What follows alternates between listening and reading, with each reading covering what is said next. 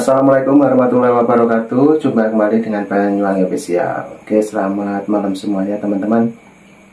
Jadi malam hari ini kita mau nonton lagi, yaitu videonya Opung Parbelak membahas tentang PDIP, yang kemarin juga dibahas oleh Bang Agri Fanani. Ternyata ada 9 orang yang diperiksa KPK. Kali ini penjelasan dari Opung Parbelak, kita dengarkan. Let's go.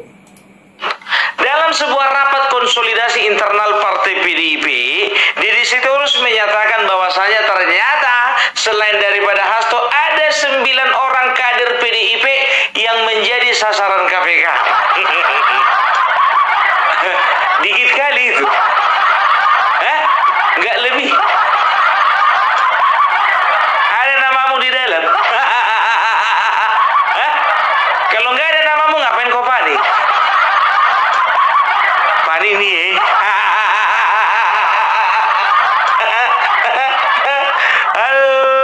aduh orang ini jujur aja lo, gue bilang enggak aja. Aduh, tapi ngomong-ngomong betulnya informasinya itu Bung, betul.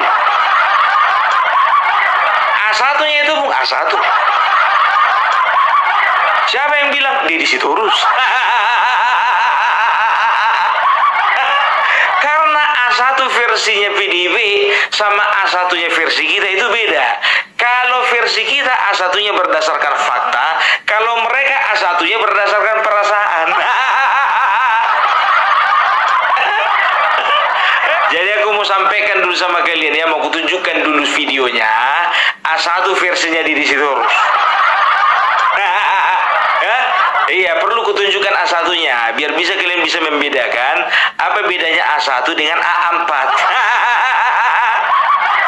Setelah itu bisa kalian bedakan mana A4 sama F4. Kertas HPS. Aduh. Dari awal kita mengatakan bahwa Mas Hasto adalah tahanan politik, korban dari kesenang-wenangan institusi penegak hukum yang memperlakukan beliau sebagai seorang kriminal. Perlu diketahui bahwa pada sekitar tanggal 14 Desember itu ada utusan yang menemui kami ya, yang memberitahu bahwa Sekjen harus mundur, lalu jangan pecat Jokowi, dan menyampaikan ada sekitar 9 orang dari PDI Perjuangan yang menjadi target dari pihak kepolisian dan KPK. Jadi itulah salah satu, dan itu disampaikan oleh orang yang sangat berwenang. Dan itulah juga yang menjadi keyakinan kami bahwa seutuhnya persoalan ini adalah persoalan yang dilandasi oleh itikat tidak baik, oleh kesewenang-wenangan. Karena seharusnya kalau memang KPK ingin jadi lembaga yang sebenar-benarnya ingin menegakkan hukum, maka sungguh banyak persoalan-persoalan yang bisa dipecahkan oleh KPK. Nah, saya kira itu kami tidak akan melakukan tanya jawab. Nanti silakan masing-masing lawyer untuk di doorstop jika berkenan. Tapi kami ingin menyampaikan sekali lagi bahwa ini PDI Perjuangan tidak sedang membela koruptor. Kasus Mas Hasto jelas adalah kasus politisasi hukum, kriminalisasi jahat, dan itulah kenapa kami sebagai partai, baik DPP maupun fraksi, akan bersama-sama melawan kesenang-wenangan ini. Saya kira itu dari kami. Terima kasih. Assalamualaikum warahmatullahi wabarakatuh. Kenapa nggak kau perbolehkan tanya jawab? Kok nggak bisa tanya jawab? Nanti kalau mau nanya sama lawyer nanti bisa di doorstop. Orang bukan mau nanya sama lawyer, sama mau bertanya. Sekarang begini, kau bilang kau bilang tadi ya, ada satu orang ya yang berwenang mengatakan bahwasanya ya pada tanggal 14 Desember 2024 ya ada menyampaikan ada 2 poin. Yang pertama, Hasto harus mundur, yang kedua jangan pecat Jokowi. Sekarang begini, bulan Desember, Januari, Februari, Maret, udah 3 bulan. Kenapa baru sekarang kau bilang? Kok sekarang kau bilang, bro? Kok nggak dari kemarin? Hasto udah masuk. Kenapa waktu Hasto belum masuk, belum ada berita itu? Siapa yang briefing kau untuk berbohong? Jadi begini, oh ya, mumpung ingat ya. Jadi teman-teman, ya aku ingin menyampaikan sedikit laporan keuangan. Ya, aku harus menampilkan ini ya, list dari teman-teman yang sudah yang sudah berkontribusi untuk keberangkatan Opung Parabelak di bulan 5 nanti ya. Jadi kita sudah koordinasi dengan beberapa orang di sana. Sepertinya mudah-mudahan tidak kalah. Sepertinya Bapak Joko Widodo mau untuk diajak wawancara. Yeay. Ya, jadi ini aku hanya mengemban amanah dan aku akan sampaikan kepada Bapak Jokowi, Bapak Jokowi masih banyak yang cinta sama Bapak, dan ingat, Bapak tidak sendirian. Aku akan sampaikan itu pesan-pesan daripada kawan-kawan semuanya ya. Jadi untuk teman-teman mana tahu masih ada yang mau berkontribusi ya, di bawah Opung sudah sertakan nomor rekening ya, silakan langsung aja transfer ke situ ya. Kayaknya udah ya, nggak usah panjang-panjang, singkat-singkat aja ya. Karena apa? Karena kemarin ada yang komentar, dasar channel kiri katanya. Dikiranya aku minta-minta. Ya kan, dikiranya aku minta-minta. Memang kere aku. Kalau aku kaya, aku udah jadi gubernur Bali sekarang. Itu dia, makanya aku bilang ya, aku kan sudah terus terang bahwasanya aku nggak punya uang untuk berangkat ke sana. Tapi aku sudah berjanji bahwasanya kalaupun tidak cukup, aku akan menggunakan uang pribadi. Itu dia. Karena aku sudah diamanahkan, walaupun 20.000 katanya harus berangkat aku. Oke? Nah, kembali ke laptop. Kembali ke Hasto. Sandiwara apa lagi ini? Drama apa lagi, bro? Aduh. Oke, itu keterangan dari Opung Parabelak ya, yang dimana tadi membahas tentang Pak Hasto. Dan baru saja dijelaskan juga oleh Opung Parabelak ya, karena bulan 5 kita ataupun Opung Parabelak, Bang Agri dan mungkin AR Mahmud ya, ketemu di rumahnya Pak Jokowi, termasuk saya sendiri teman-teman ya. Doakan bulan 5 bertemu sama teman-teman kita di rumahnya Pak Jokowi. Oke, untuk kelanjutan video ini mari kita dengarkan Opung Parabelak membahas tentang Pak Hasto. Lanjut. Aduh, satu-satu dulu kita bahas ya. Mereka katakan supaya Hasto mundur. Sekarang begini ya, kenapa? Apa urusannya? Kalau bicara tentang kekuasaan, waktu itu Bapak Jokowi, waktu itu Mulyono kalian bilang, waktu itu dinasti kalian bilang, apa urusannya? Mau si Hasto jadi sekjen atau nggak jadi sekjen, ora urus. Ya, nggak ada masalah, nggak ada urusan, kan begitu. Sekarang ya, yang jadi masalah Hasto itu jadi sekjen atau enggak, itu sama-sama orang partai kalian. Bentar lagi kongres. Aku tahu siapa yang ribut, dan aku tahu siapa yang menginginkan si Hasto ini supaya tidak lagi berkiprah di PDIP. Kan begitu ya. Jadi jangan salahkan Jokowi. Hasto di penjara, salahkan Jokowi. Hasto mundur, salahkan Jokowi. Sekarang kan begini, ku tanya dulu sama kau ya Hasto supaya mundur ya, Hasto supaya mundur sampai sekarang kan nggak terlaksana. Ada udah mundur supaya si Hasto dari sekjen. Itu yang pertama. Baru yang kedua katanya jangan pecat Jokowi. Urusannya opo? Nek sampean mau kepengen mecat Jokowi, mau mempertahankan Jokowi, ora urus. Nah kalau misalnya Jokowi keluar daripada PDIP, nah itu berita bagus. Bagi kami itu Bapak Jokowi itu kalau misalnya sudah keluar dari dari PDIP, ya hidupnya bebas, tanpa tekanan, tanpa intervensi, orang bebas.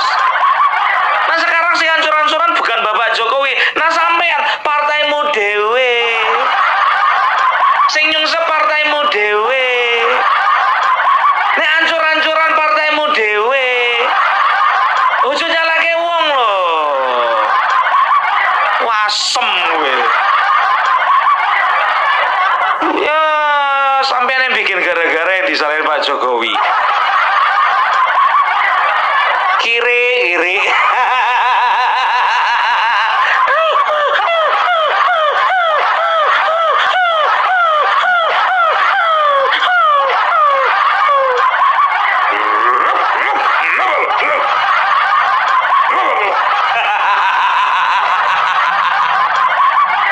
Ya kono iko yang ngono tuh mentale kiri. Hah? Itu kan kiri opo yo? Opo tuh kiri?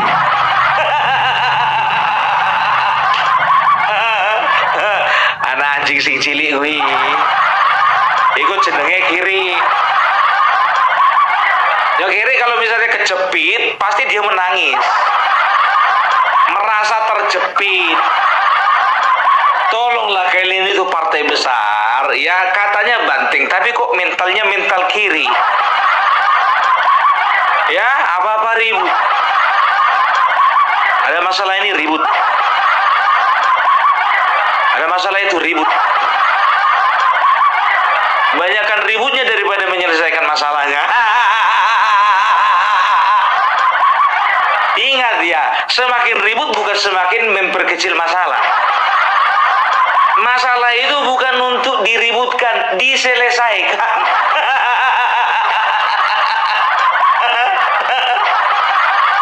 Aduh, ya maaf ya, karo dulurku yang ada di Jawa Tengah, saya pinjam kata-kata kiri itu, maksudnya supaya mereka paham, ngono loh ya. Masa katanya partai banteng, tapi mentalnya mental cemen. Kalau banteng itu nggak pernah ribut. Banteng mana ada banteng suaranya.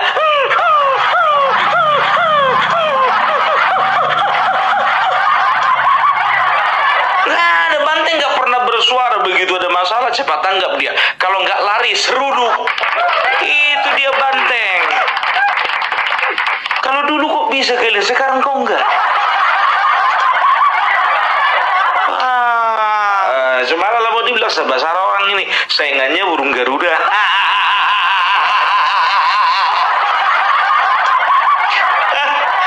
Itu makanya, aduh, sudahlah ya. Jadi sekarang begini ya, nggak usah lagi drama apapun kalian bilang ya, masyarakat nggak akan pernah percaya lagi ya. Apapun yang mau disampaikan di situ terus ya, masyarakat udah ogah ya untuk percaya lagi. Masyarakat udah kehilangan simpati sama kalian gitu loh. Coba alasannya apa? Nggak boleh tanya jawab. Alasannya apa? Sekarang orang ini sudah merekrut satu pengacara baru ya, dan dia itu dengar kabar dari ex penyidik KPK, kalau nggak salah namanya Febri apa gitu loh ya. Jadi kalau di total semua pengacara orang ini ada 1001. 1000 pengacara lama, 1 pengacara baru. Jadi totalnya 1001.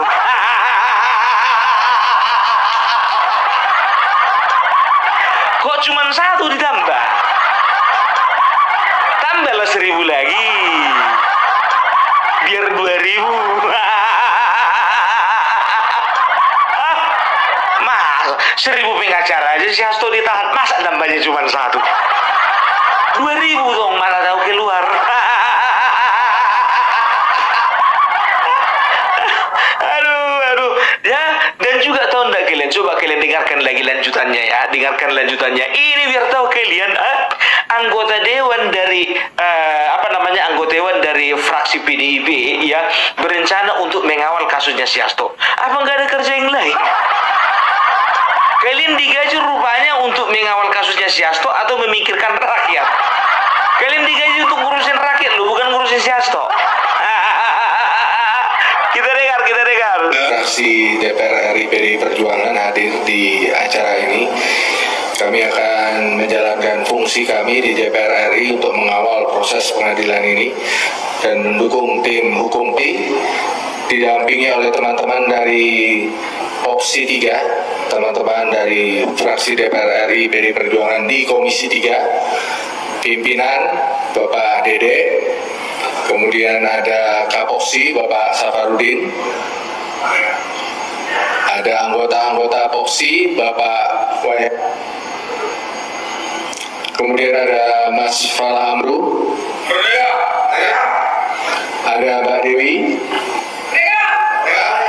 ada Mas Gilang, dan Mas Pulung. Ini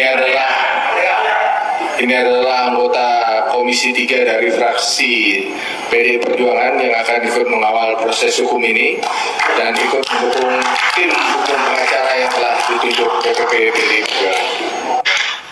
Mengawal proses hukum ini. Bahasanya diperhasut, mengawal. Hasto bilanglah. Dulu waktu Partai Demokrat ya, banyak kadernya itu tersangkut masalah korupsi ya. Sultan Batugana, IGD Pasek Suardika, setelah itu ada Anas Urbaningrum ketua umum, setelah itu ada Andi Malaranggeng ya. Itu nggak ada itu arahan dari atas ya untuk anggota dewannya itu mengawal permasalahan mereka. Nggak ada.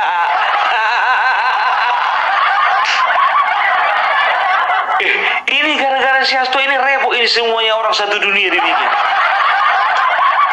Ya, aturannya mereka bisa punya waktu untuk memikirkan rakyat ini, menghabiskan waktu lah orang ini untuk ngurusin si Hasto. Sekalian aja bagi-bagi tugas, satu belikan minuman air isi ulang, yang satu lagi belikan nasi padang, yang kedua bawakan selimut dari rumahnya, bawa ke penjara. Sekalian aja. Waduh, ini Opung Warpilak sangat serius ya membahas tentang Pak Hasto, yang dimana baru saja kita lihat dan kita dengarkan pidato dari Sitorus, teman-teman. Dan kelihatannya juga rapat di Partai PDIP ya, yang baru saja ditayangkan oleh Opung Warpilak. Oke, lanjut lagi untuk videonya, kita play. Ya, aku paling nggak suka bahasa dari orang ini ya, bahwasanya Hasto itu dikriminalisasi ya. Sekarang gini, kalau dikriminalisasi itu adalah orang yang tidak berbuat kriminal tapi diperlakukan seolah-olah dia itu kriminal. Nah, sekarang ini kan betul-betul adalah tindakan pidana yang dilakukannya ya. Pidana suap 800 juta, sekian ratus juta dia mendahulukan uangnya untuk menyuap Wahyu ya, anggota komisioner KPU. Nah, sekarang apakah itu bukan dinamakan tindakan pidana? Kalau sudah melakukan tindakan pidana, artinya itu melakukan tindakan kejahatan, tindakan kriminal. Tidak layak dikatakan itu tindakan kriminalisasi. Karena apa? Memang sudah jadi kriminal. Itu yang pertama. Baru yang kedua ya, yang kedua, dengan ini kami menyatakan bahwasanya Hasto adalah tahanan politik. Perasaan kemarin Anas Urbaningrum nggak pernah dia ngaku-ngaku tahanan politik. Nggak pernah ya. Setelah itu siapa lagi, Surya Dharma Ali nggak pernah ngaku tahanan politik. Romahur Mursi nggak pernah dibilang tahanan politik. Semua yang masuk itu nggak pernah dibilang tahanan politik. Jadi orang ini seolah-olah ingin memframing masyarakat bahwasanya karena politiklah Hasto ditahan, kan begitu. Nah, padahal bukan. Sesuai dengan saksi, bukti, dan fakta ya, Hasto ini melakukan dua tindakan kejahatan. Nggak perlu kubeberkan lagi di sini, udah bosan. Kan begitu. Politisasinya di mana? Nggak usah sosok menaikkan derajat seseorang dengan menempelkan atau melabelkan tahanan politik. Kecuali kalau misalnya bapak proklamator kita, Bapak Bapak Insinyur Soekarno, ya, dia itu ditangkap oleh Belanda, ya, oleh karena memperjuangkan kemerdekaan, memperjuangkan hak-hak bangsa kita, ya, oleh karena memperjuangkan rakyat ini, itu wajar disebut dengan tahanan politik. Ini yang kau pertahankan uang suap. Berani kali kau sebut dirimu tahanan politik. Kau gunakan lagi bahasa Sanskerta apa itu? Satyam Eva Jayati. Saya yakin bahwasanya kemerdekaan akan benar. Kebenaran akan menang, kok terbalik.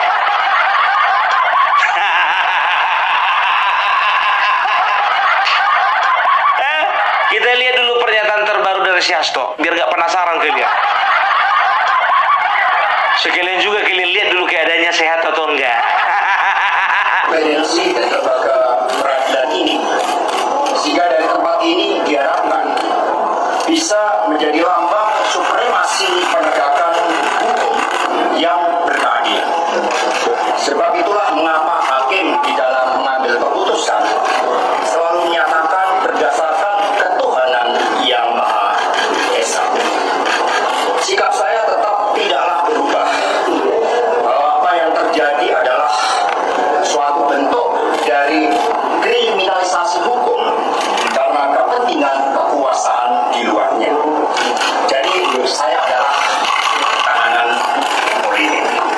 Seperti biasa, Satyam Eva Jayati.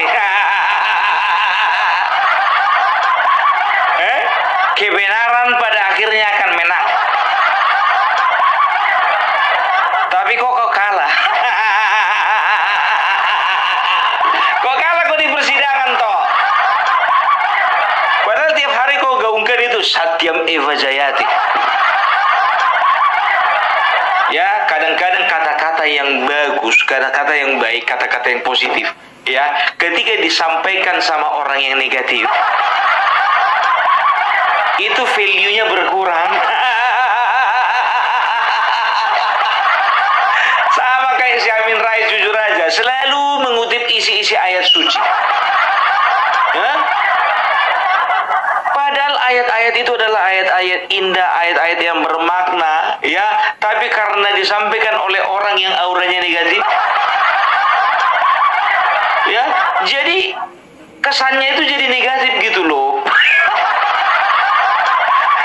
Aduh, udahlah, nggak usah nyampe-nyampe ke situ.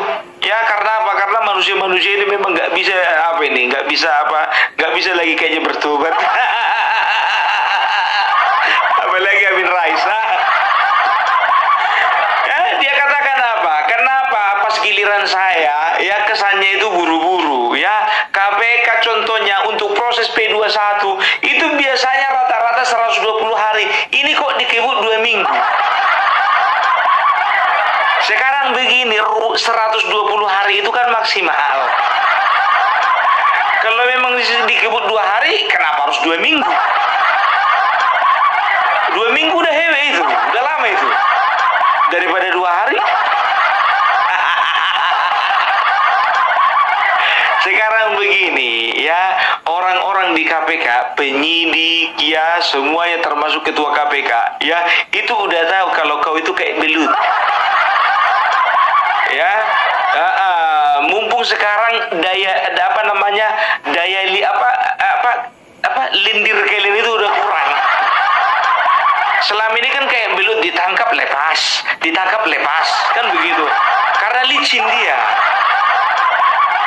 Makanya sekarang KPK nangkap kalian itu pakai garam. Diolesi dulu tangannya pakai garam, saat begitu ditangkap nggak bisa lepas. Udah kesat dia, udah kesat. Aduh, ya, artinya apa? Garam itu bermakna semuanya sudah dipersiapkan. Opung Parbelak ini ada-ada aja bikin istilah garam, belut, kiri. Sekarang itu kan bahasa-bahasa yang kita tahu sebagai masyarakat rendah, kan? Bagi mereka kita ini masyarakat rendah, padahal moral mereka lebih rendah daripada kita. penting moral kita nggak rendah ya. Ya, jadi itu dia ya. Kalau masyarakat ini udah paham ya. Mau 100 kali kalian bikin konferensi pers, mau 100 kali kalian konsolidasi, kami cuma nontonnya. Karena kami tahu kekacauan itu bukan antara kalian dengan luar daripada partai kalian. Kekacauan itu terjadi sama-sama kalian ya. Tapi seolah-olah ada tangan-tangan dari luar mengintervensi. Apalagi dekat-dekat Kongres ini. Aduh. Sekarang begini, aku tanya dulu sama kalian ya. Jujur. Jawab jujur. Ya. Dari tadi yang konsolidasi itu, kenapa nggak ada Bapak Bambang Pacul?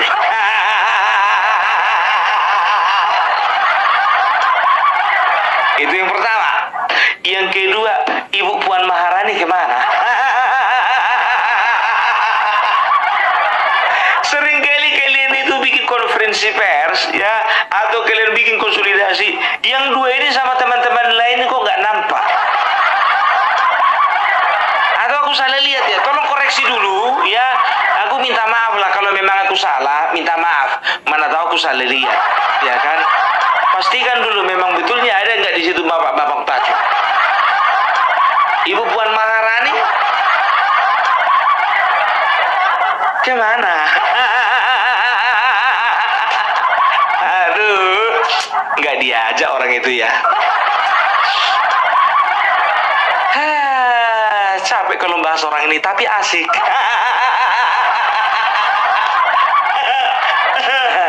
Koni, tolong dulu dokumenmu itu keluarkan dulu ah. Mananya dokumen itu ah?